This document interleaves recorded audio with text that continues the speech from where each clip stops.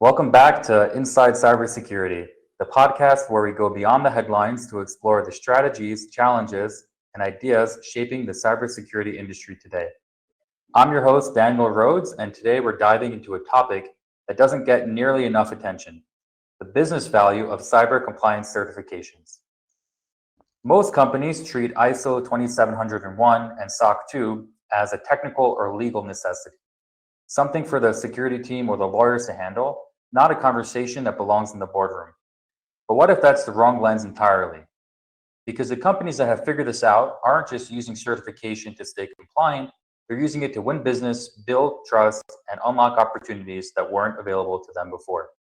To unpack this, I'm joined by someone who has helped dozens of companies navigate the compliance journey and has seen firsthand what happens on the other side. Marc Castejon is the CEO of Silent Breach, a global cybersecurity firm specializing in helping organizations achieve and maintain cyber compliance. Marc, welcome to Inside Cybersecurity. Thank you. Hi, Daniel. How are you doing? I'm doing well. So to kick things off, maybe you can just tell us. Those are kind of two different things, two separate frameworks, but they are equally important, I think, for companies. Okay, so it sounds like different frameworks are helpful for different companies depending on whether they're based in the U.S., based in Europe, what are their privacy needs, what are their data requirements. Are there any frameworks that you feel are either overutilized or underutilized for businesses? If a business would come to you today and say, we're thinking about this framework, we're not sure, do you have any recommendations? So are there any frameworks that you're seeing people are being too proactive about, or contrarily, are there any that you think people should really be paying more attention to? Yeah, I think the different types of frameworks, some are you self-certify, such as the NIST Cybersecurity Framework, where there's really no audit at the end. It's just guidelines and best practices, as opposed to SOC 2 and ISO, which there is an audit and there is a certification process at the end. I feel like NIST CSF is underutilized because there's a lot of great ideas, a lot of best practices in there that really any company could implement today. There's really nothing stopping them from just using that as a guideline in building their own cybersecurity program. And if they need guidance, they can always reach out to companies such as Silent Breach, and we'll help them implement all the different security controls that are needed to drive these type of frameworks. But the NIST CSF is actually pretty well built, in my opinion, and not enough companies are using it. And it's free, so why not use that? It's also a good first step towards ISO compliance, towards SOC 2 compliance as well, because a lot of the security functions are the same and can be reused into those certification programs that are a bit more demanding. But going from nothing to ISO 27001 is a big step up. But going from nothing to the NIST CSF and then from NIST CSF to ISO or SOC 2, that's a very realistic and very feasible journey, I think, for most companies. Just another follow-up about the general compliance landscape. So in the news, there's been, it seems over the last decade, a lot of new compliance frameworks, either on the security side or on the privacy side, and now we're starting to see even new AI-related frameworks being released. I'm curious, from your perspective, is the compliance landscape becoming more complex, or is it just an aspect of visibility that there's more demand from the consumers? And what do you think is driving this? Either the complexity aspect of it, is it tech driven? Is it regulation driven? And why is there seemingly more focus on the compliance frameworks within the industry more broadly? I think compliance is getting more complex, and I think the main reason for that is the attack surface that is just growing all the time. And now with the introduction of AI, a lot of frameworks don't cover AI today, and so those things have been added to regulate AI and add specific provisions to how AI should be used within the company, and so on. So I think compliance is getting more complex. There are new revisions of these compliance programs that are coming out, every year, every 2 years, every 3 years, just to try and keep up with the current state of technology and how quickly things are advancing. I think that complexity is difficult to avoid. And at the same time, there's more and more GRC tools that are coming out that try to make compliance slightly easier by automating security control checks and generating policies and things like that. And so, it's evolving in both ways, right? It's getting more complex. There's also more tools out there to help speed up the certification process. Because that's, when a company comes to us, one of the first questions they have is like, how long is it going to take to be compliant? Like, we need this for, to access a certain market, or we need it for as part of the marketing program. Unfortunately, the security is not always the primary driver for compliance. But that's why the first question is usually, okay, how long will it take to implement this? And we need it yesterday, type of thing. And unfortunately, it's a process. Yeah, so let's actually dive deeper into the benefits aspect of it. So I think there's a tendency to believe that the compliance frameworks, as it relates to security and data and privacy, they're driven by either security concerns or liability concerns. If businesses trying to demonstrate, security maturity. How do you see that shifting, and what are some of the unexpected benefits that businesses or organizations might see outside of the technical or legal frameworks? Well, there is a marketing value really to compliance.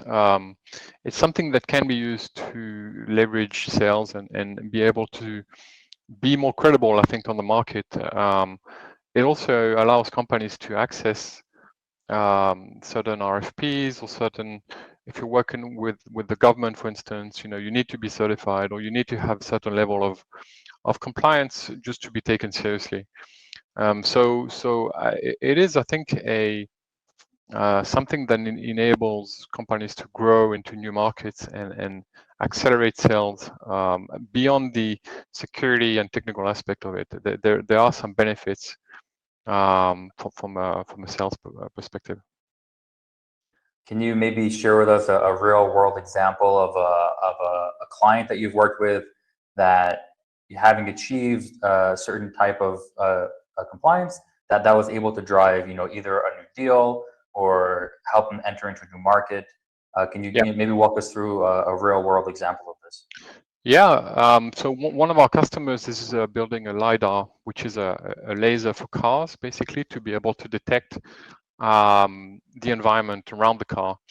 And being able to sell this product to automobile manufacturers, it's just simply impossible if you're not TISAX compliant. So TISAX is a security framework that is built on top of ISO 27001, but it's really very specific to the automobile industry. And without this, it just simply cannot sell to BMW, to Volvo, to all these car manufacturers that they require this certification. So it's really a roadblock for them. And before they got this certification in place, which we help them, achieve, they were just unable to sell the product on the market. So for them, it was a big, it made a big difference, right? It was all or nothing type of thing. So that's one example. It's interesting. So it's called TISAX, and it's built on top of ISO 27001. Can you give a little bit more information about that? I'm curious, how security can be customized for the automobile industry, and in what way it kind of progresses upon the baseline of ISO compliance. Yeah. ISO has a lot of great ideas, but they are not. It's a very generic framework. It's not specific to an industry, and so um, um, a lot of industries take that as the base, and then they add layers that are very specific to what they do to tighten even further the security around and what they're doing. In the lottery industry, it's the same thing. They have the WLS. Certification, which is also built on top of ISO 27001, and it's just very specific to the lottery industry and how lottery terminals are hardened, how the security around this very specific and very sensitive industry, how the security is organized around that. And so, starting from existing frameworks is a good it's a good starting point for most of these specific compliance programs, because all the groundwork is already laid out, and then it becomes much easier to just add the pieces that are missing, if that makes sense. And Interesting.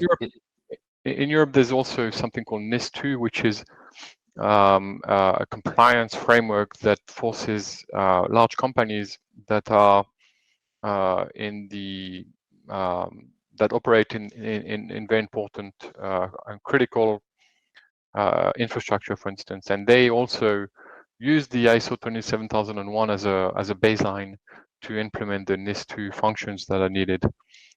So yeah, it happens in a lot of different industries that they go from these generic frameworks and then they add to them. And in the privacy framework world, it's the same thing really, because in like GDPR is a common privacy framework in Europe, but each country adds its own layer of privacy and security. And like in France, the commission that does that is called the CNIL, CNIL, and they, GDPR is the default security framework for all of the EU state members, but France adds its own extra layer on top of that, and many countries in Europe do the same thing. I don't want to get too political, but how would you compare the U.S.-based frameworks, whether it's SOC 2 or CCPA, versus the European standards? Do you find that they're quite equal, or is the U.S. or Europe kind of leading in terms of how much security they're mandating? No, I think they're pretty much equivalent. SOC 2 and ISO 27001, they have more or less the same security features and functions included in those frameworks. They're just organized differently. But I wouldn't say that SOC 2 is better than ISO or the opposite. I think they're pretty much at the same level. NIST CSF, I think, is really well organized, and there's a lot of, in my opinion, it's very logic the way that they grouped all the security functions, and I find that framework really, like I said, underutilized. On the privacy front, though, there are differences. I think GDPR is much stronger than any other privacy framework in North America. So I think Europe does have is leading on that front. On the privacy front, the GDPR framework is much stronger, and is also across all of Europe, whereas in North America, each state has its own privacy framework, and it's not yet, common to all of North America. So there's some holes in that today. Yeah, and I think that's also a cultural or political aspect as well, because I think in the U.S. is more slightly less concern over user privacy and more backing for the tech companies, while in Europe it's the opposite. So Right. that's probably purposely designed that way. Yeah. Europe is well known for regulating everything, so it checks out. Yeah, I know in Europe they don't allow American meat to be sold for similar compliance. I think in the U.S. They allow certain kinds of chemicals or fertilizers that in Europe they're more protective over. Yeah. Europe regulates a lot. It is a heavy regulated market, And it's good and bad, it's good for some reason, it's bad for other reasons, but it is what it is. Yeah. So there's a common criticism of compliance, and maybe this is a good segue from this overregulation conversation, where a lot of people in the industry say that compliance does not equal security. That compliance becomes simply a bureaucratic process where you have to check some boxes, generate some documentation, pay some fees, and it's more of like a members club rather than demonstrating any actual practical security. How do you think about that, and how do you address that concern when it comes to silent breaches clients? How do you try to help them to not just gain compliance but also become more secure? Yeah, it is possible to pass all these certifications by just checking boxes. That is generally possible, but we try and encourage our customers to actually follow the best practices that are laid down, in these certification frameworks, because I mean the ideas are from the best minds. A lot of people work on these to build them, and so they are really the best practices in the industry. And it's a shame. It's a shame not to implement them, fully and seriously, because it does bring a lot more security at the end of the day to your company, and it's just a risk that you're mitigating, that could ultimately be, very dangerous for the company. So why not kill two birds with one stone, right? Why not get the certification, get that badge on your website, or that stamp that you can put in your RFP responses, but also at the same time, harden your security, implement best practices, and actually be more secure at the end of the day. And that's basically what we tell our customers. It's obviously possible to check boxes, but it's a good opportunity, to be more secure as well. And it's not that much effort really. If you just follow the procedures and policies, and all the recommendations that we give you, it's doable even for small companies. I think it's something that can be realistically straightforward to do. Yeah, two follow-ups on that. The first one is I'm curious about the timeline aspect of it. You mentioned earlier that businesses, the first question they ask is, okay, how long does it take? And then now there's this other question of, okay, what's the gap between compliance and security? And I'm curious, is there a correlation between companies that are concerned about the time frame and the companies that maybe are just checking boxes? So, what is a realistic? I know it's a hard thing to give a general statement, but what is a realistic type of time frame that companies can expect when it comes to, let's just take, ISO 27001, and what is the relationship between that and companies that are looking for just a certification, and companies that are really trying to evolve their security and mature their security, and really gain lasting maturity from that? Yeah, there is a correlation between companies that want to be certified as quickly as possible and the fact that they will probably just be checking boxes. Because obviously, to implement correctly this security program, you need to put in some effort, and so that tend to take a bit more time. But in terms of the timeline, I would say it's kind of difficult to do it on the 6 months. It's possible. The minimum amount of time is probably 3 months, and the main reason for that is for SOC 2 Type 2, for instance. It's in the certification process that the observation period is 90 days. So it's impossible to do it in less than 90 days. But that's assuming that you're not starting from zero, right? If you start out and you already have implemented the NIST CSF, then it's going to be much easier to meet the SOC 2 requirements, because it's really the same things, just organized differently. And so you could technically be SOC 2 Type 2 certified within 90 days if you have kind of all these policies predefined and all that. But realistically, I think 6 months would be the average to implement and get certified. And that's assuming that you are putting resources into into this, because like companies like SignBreach can kind of guide you in what to do, but they can't really do it for you. You know, like we can't access your servers and implement things, implement controls. You know, that's things that need to be done by the companies. So they have to have resources dedicated to compliance. They also have to onboard management, have to onboard human resources, and you know, everybody in the company has to kind of participate in this compliance effort. And so 6 months tends to be the average. And if you're starting from zero, it can, in some cases, you know, take a bit more time.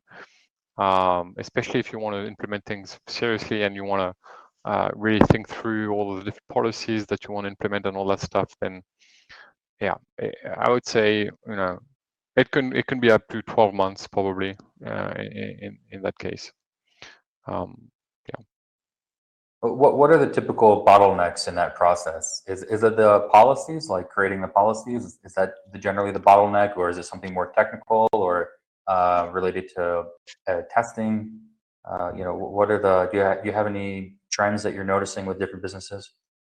Yeah, I think the policy stuff is one of the bottlenecks, because you have to describe in the policies what the environment you're working in. You know, you can't just put anything in the policies, the things that are not achievable.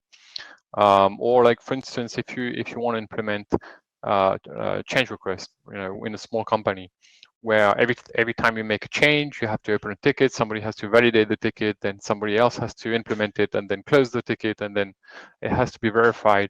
You know, that's a long process, but it's, you know, in a company with 10,000 people, that's what you should be doing, right? Nobody should be changing production without any supervision. But in a small company of 3 people, that's obviously, you know, it doesn't work.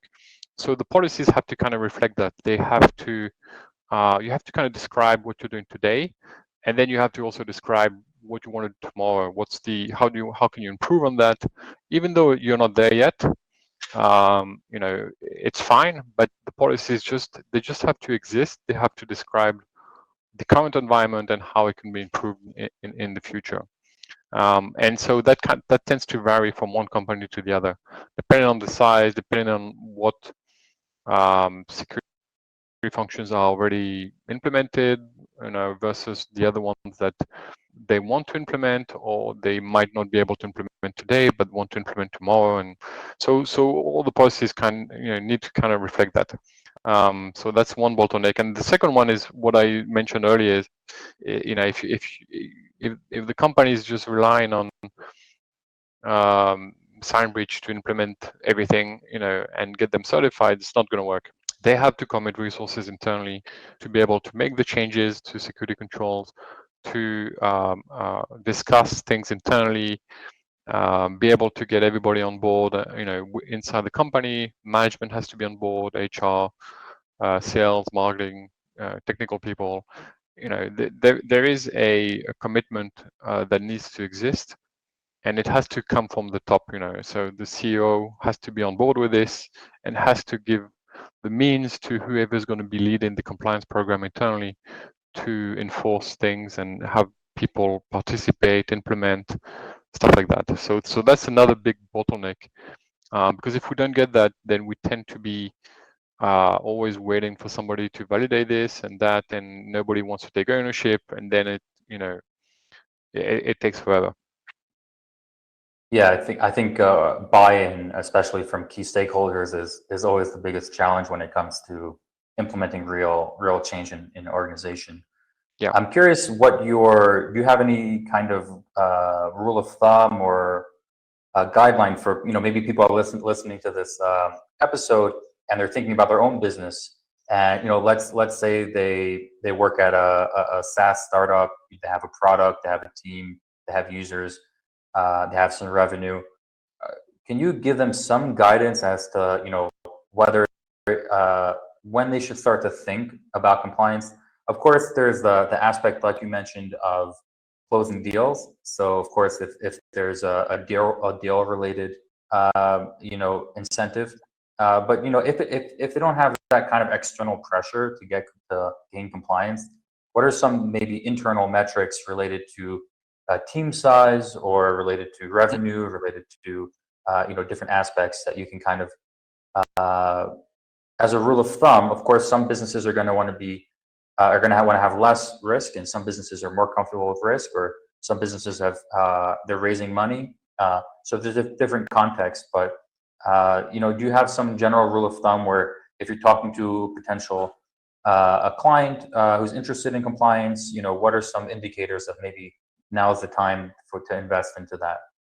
Yeah, it's a good question. The smaller companies struggle with compliance because, like I mentioned, you need internal resources to be able to achieve the compliance program, and it's all a process. It's a lot of structure basically that you bring into the company, and some the company has to have some type of maturity to be able to implement and support these compliance programs.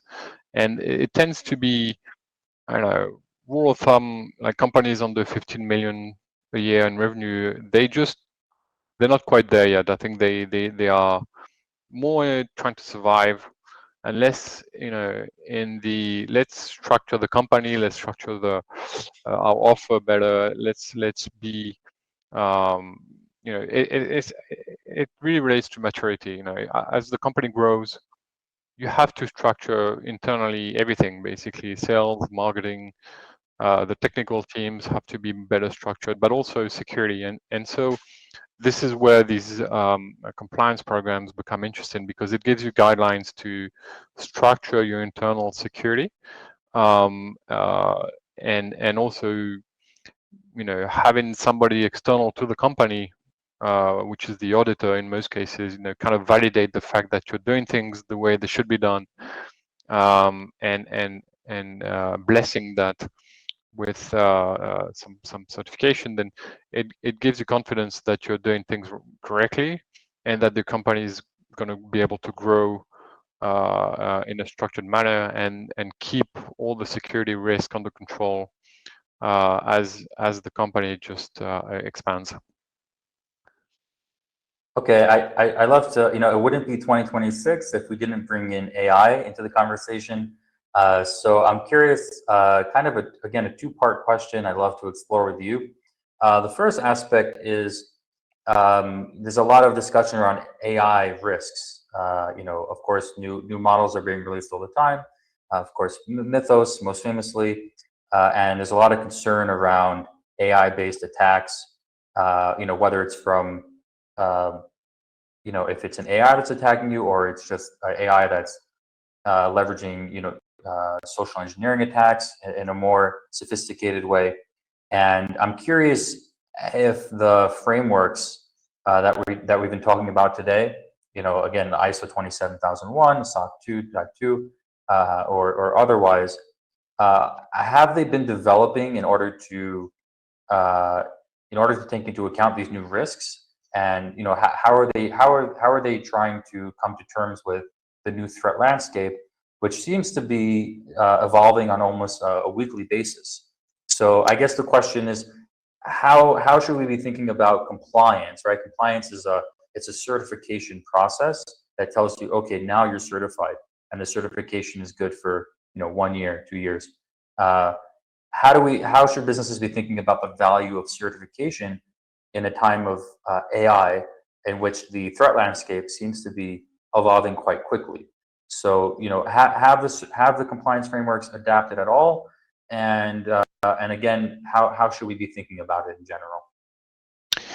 Yeah, it's true that AI is changing the landscape very quickly, and it's in cybersecurity. It's kind of always been the case. Like threat advances very quickly, it changes in nature very quickly, and so frameworks are struggling to adapt in a lot of cases. But there are some just general rule of thumbs that general things that can be implemented that just make sense. Like, don't give away private data to LLMs. If you don't know where the data is going, you might not be GDPR compliant if that data is sent to servers in North America and things like that. So even though the nature of the threat is changing, there are some concepts that can still be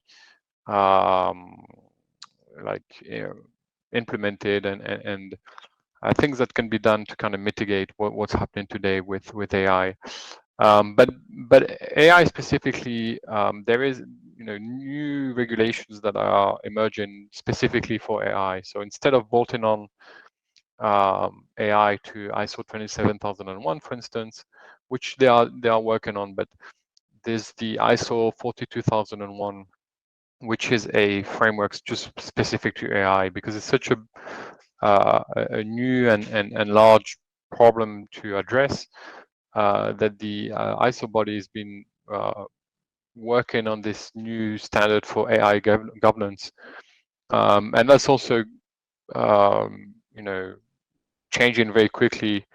But they are, instead of adding it to common frameworks, they are kind of like specifically building frameworks just for AI, because it's such a new and complex problem to tackle. And so that's kind of interesting, I think, in that aspect. Yeah, I know that some AI providers like Claude and ChatGPT, they even have, like, for example, in the US, there are compliance frameworks for healthcare, like HIPAA, very Yep. famously. And I know that there's a specific Claude plan, an enterprise plan that's specifically built for companies that need to be HIPAA compliant. So they make sure to configure the account to make sure that all the compliance is put in place. So I guess it can work both ways, both from the user's perspective as well as from the AI's perspective, making sure that the AI is operating according to the existing frameworks. Yep. Yeah, it's the same with GDPR. I mean, if you're I using think you Claude froze. oh, can you hear me? Can you hear me? Is it working? Wait, Mark, yeah, can you start that over again? Yeah. Can you hear me now? Is it working? Test. In and out. In and out. Okay, that's not good. Is it you Could or it is it be a me? battery issue with the headphone? Oh, is it the sound or is it the video? Now it's good. Now it's good. No, it's good. Okay. What was your last question? I forgot. Let me ask you another question. Okay. How can AI help businesses gain compliance? Again, you talked a lot about policies and other things, and I'm curious, is there any tooling in place today or that can help companies leverage AI in order to obtain compliance, maintain compliance? How can we marry these two things to keep businesses secure and certified? Yeah, there are multiple companies out there that are working on agents that basically help you stay compliant or force you to be compliant in some cases. And for instance, like checking any data that's leaving your computer that might be identified as personal information. It could be intercepted by this AI agent and checking, where is it going. If it's leaving the EU, then it would break GDPR, and so that AI agent could kind of automatically block that on the fly. So there's multiple efforts around that. There's a company called Edamame Technology that also is working on that problem of making sure source code is contained and doesn't leave the computer and doesn't break compliance and things like that. So there are a lot of efforts to leverage AI to become or stay compliant to these programs. It is an active market, I think, at the moment. Okay. Is there one thing that you wish business leaders understood better about compliance or more broadly about security? But if you have something about compliance, is there something that you wish people understood better about compliance, or what's one common misunderstanding that you come across that you wish you could just fix? Well, I think a common misconception around compliance is that it's going to be very straightforward, and they won't have to do anything on their end. You know, it's like it can be 100% handled by an external entity, and that's not true at all. It's really quite the opposite. It's something that has to be deeply implemented within the company, and you know, SignBreach will only guide the company in doing that. You know, give recommendations, assist in implementing some of the controls. So, you know, for instance, if they need penetration testing, those are services that we can help them with. If they need log monitoring, incident response, that type of services are things that we can provide to help the customer become compliant. But it's a common misconception that they can just like hire an external company to become compliant and just basically wait it out, and that just doesn't work. So security frameworks are complex in nature, and they do require a lot of effort to implement. And I think that's underestimated in a lot of cases by companies. So yeah, it happens. If any of our listeners today are interested in learning more about compliance, or how they can begin their compliance journey, how can they get in touch with you? Well, they can go to our website, signbreach.com, or they can reach out directly to me, marc@signbreach.com, and we'd be happy to meet them and discuss their needs, try and estimate, you know, the effort to go wherever they need to go, and also give them recommendations on what are the best security frameworks to implement for them, what are the best privacy frameworks that they should also implement, and yeah, we'll be there to help them every step of the way. Sounds great. Thanks so much, Marc, for joining us today on Inside Cybersecurity. I hope to have you back sometime soon. My pleasure. Thanks a lot, Daniel. Thanks.